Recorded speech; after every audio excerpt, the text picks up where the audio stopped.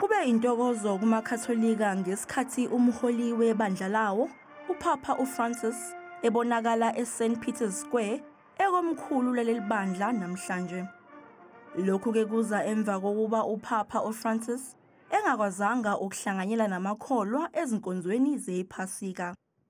Enkulumeni yakhe yanamhlanje, uPapa unxuse abantu ukuba beqhubeke nokukhulekela ukuthula phakathi kweGaza nePalestine.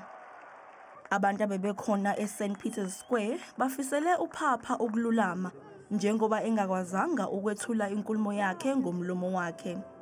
I hope he's better and gets better. Yeah, it's good that he's feeling good now.